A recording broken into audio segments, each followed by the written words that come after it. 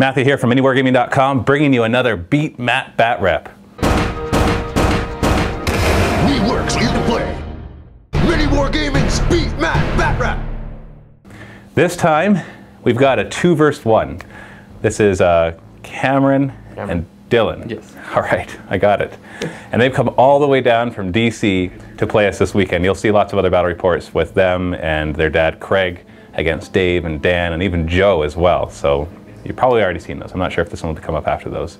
Anyway, today we're going to play 1,850 point game of Eldar, Dark Eldar, that's an allied list, versus my Tyranids.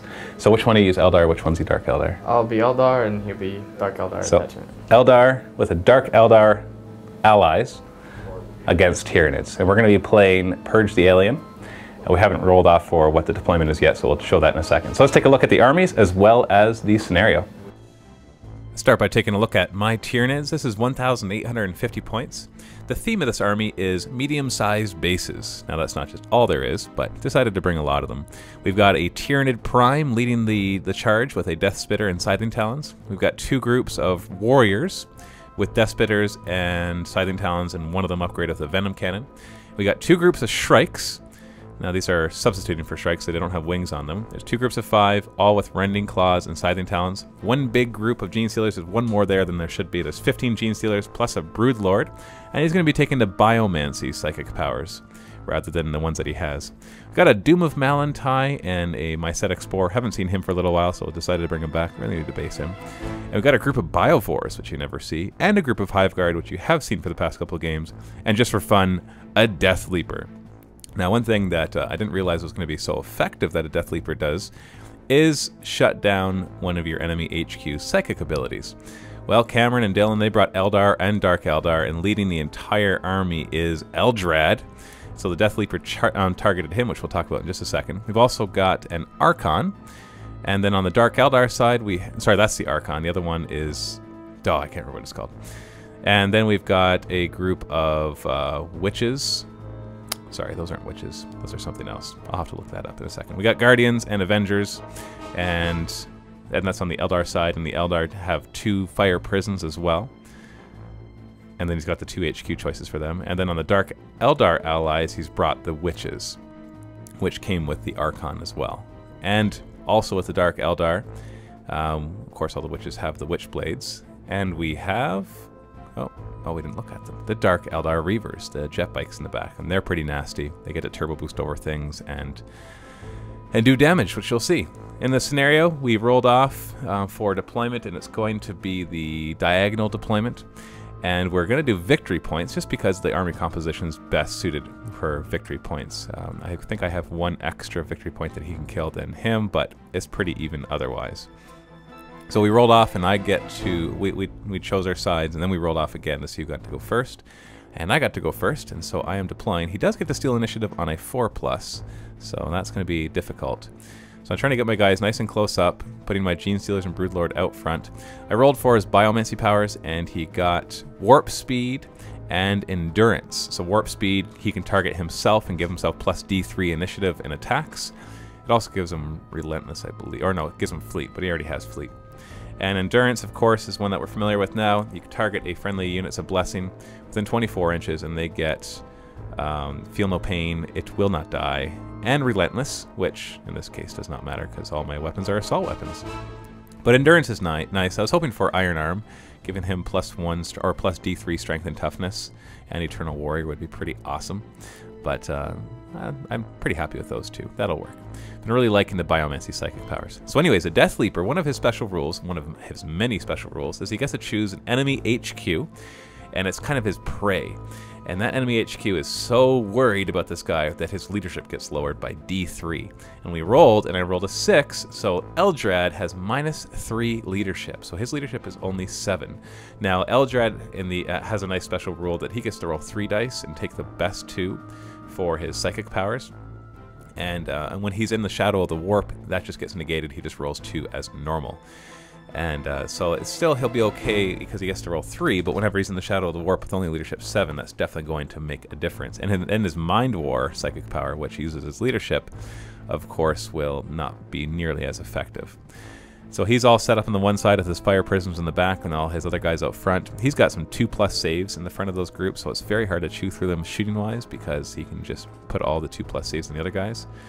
He rolls and steals the initiative, and he rolled the Warlord trait that gave him the ability to choose night fighting, so he decided to take night fighting for the first turn. I don't know if that was the best idea, but because he gets to fire as well. Rolled for that mysterious terrain, and it actually turns out to be the Razor Wing Nest, so he takes a bunch of hits if he stays in there in the shooting phase. Then he rolled a Psychic Power for Fortune and all the other things, and he actually rolled Perils, but Eldrad also has a special rule that he ignores Perils on a 3+, which is pretty awesome for him, obviously. The Wishes are moving up with with Eldrad there, and then the other guys are moving up as well. And the Guardians and Avengers are moving up. We've got the Fire Prism shifting to make sure he gets his Jinx special rule. He's not too worried about getting shot down at this point. And then he does take the D3 Strength 5 hits and loses a guy, so the trees eat up one of his guys. Then he turbo boosts his Dark Reaver bike. So basically, they get to choose one unit that they turbo boost over, and they hit them with D3 times the number of bikes, Strength 5 hits. He chooses to go for the Biovores. Oh, and there's also one in there that had like, or 3 in there that get D6 each. So basically, long story short, it does like Strength 5, I believe, on them. And so I just completely destroyed those Biovores. So he got first blood, and he got a victory point. So that's going to put him in an early lead. Everybody else runs out, which means he won't be using his psychic powers there. And then these guys run out of the woods after taking those hits. So he wasn't able to get out of them in his movement phase. Then the Fire Prism fires. He does get a direct hit, and he does wound the warrior, but it is night fighting. But I roll a 1. And so he insta-kills one of the warriors. The other Fire Prism fires at the Shrikes, gets a direct hit, which hits 2 of them, wounds only 1 of them, and I managed to save that. Oh no, I needed a 5+ because it was shrouded at that point, but there was no other cover. So he insta-kills a Shrike. So those guys are pretty good at taking out the medium bases. It's usually why I don't bother bringing the warriors too much, because there's so much Strength 8 out there, and then you get the Strength 8 blast, and they can really do a number on those guys, insta-killing them. But, you know, it's still fun to try out different things. And the Gene Stealers move back, as well as the Shrikes. We're identifying the river. It turns out to be Fireblood, which makes it dangerous terrain.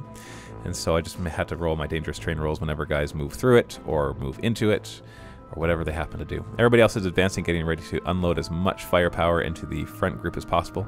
The Shrikes use their wings to get up, and that way they can try to assault them as well and see if they can do any damage. More warriors are moving through, so we have a bit more dangerous terrain, but they made it just fine. Firing, Venom Cannon first, scatters back and hits 1 guy. And then we get a bunch of shots from all the Death Spitters. They're basically Strength 5, Assault 3 weapons. And he puts them all in the front on those 2+ saves, basically, and they all save just fine. Then we fire at the Hive Guard. These guys will actually insta-kill if he fails any of his saves, but they failed to wound 3 out of 4 of those when they only needed 2+. The other group of warriors fires into them and manages to get 3 wounds with the Venom Cannon, and then rolls a bunch of wounds on everything else. And actually manages to kill the one guy out front there. So that was a huge victory, because now he's lost his 2+ save in front. The Shrikes are then going to charge the Dark Eldar Reavers, and they are going to Overwatch. Managed to take off 2 wounds on one of the Shrikes, and they did not use their wings and their movement, so they get to do their Hammer of Wrath. And they did do 2 dangerous terrain rolls, though, and so one of them lost a wound because of dangerous terrain. Gene Stealers are going to try to assault in as well. They get a 9 for their movement, so they get in there as well, but they're going to be initiative 1. The Dark Eldar Reavers are initiative 6, which is ridiculous. Then the Shrikes are going to try to charge. They need a 4 to get in. Oh, we got some Overwatch fire first. Manages to take off a wound in the front one, and they get exactly 4. So no leeway besides that. Now they're not using their wings this time, because they used their wings to get there. His arm fell off. They're all magnetized. That's why they fall off all the time. And then the warriors try to charge in, and of course they fail miserably, but that's fine. So in the assault phase, these guys pile in. They're all initiative 5, so they actually all pile at the same time. He has Witchblades, because they are... Oh no, sorry, that's the other guys. Oh, do these guys have Witchblades? I don't remember. So many things to remember with all the Eldar and Dark Eldar stuff. I'm not used to playing them quite yet. Either way, he manages to kill one of the warriors. So that's 3 wounds that he inflicts. I get to hit back, though, and the one that died gets a hit back as well, because he's the same initiative. Now this is nice. I'm hitting on 3s, re-rolling 1s because of the Scything Talons, and then wounding on 3s, re-rolling because of the poison.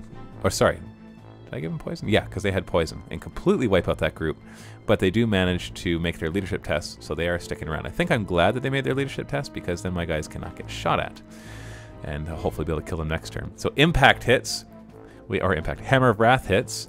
Those alone managed to kill two of the Reaver bikes. Those are initiative 10, of course, at strength 4. Got nice and lucky with those. Then he targets my Gene Stealers as much as he can, hitting on 4s and then wounding. I think he has strength 4 because they took their drugs, but he really didn't manage to kill anything there. So now my Shrikes move in for the kill. They're going to get lots of attacks here. 4 attacks each, so that's 20 attacks, hitting on 3s, re-rolling 1s because of the Scything Talons. And then they wound on 4s, re-rolling, because they're strength 4 versus toughness 4. And I wipe out that entire squad. So I didn't actually need the Gene Stealers there. That brings the score up to 2-2, because that's now 2 victory points for me, because I killed his one independent character in there as well. Not in the Dark Eldar Reavers, but in the other group. And that's end of round 1, so there's already blood drawn on round 1. He's managed to kill my Biovores, and he's knocked off a couple warriors and a Shrike. My other Shrike group has taken some damage in close combat, but I've managed to wipe out most of that squad. So still anybody's game, obviously, at this point in turn 1. We really have to see what happens in Eldar turn 2. So click on the annotation for round 2 if you're watching on YouTube, or click the link below. And don't forget to subscribe.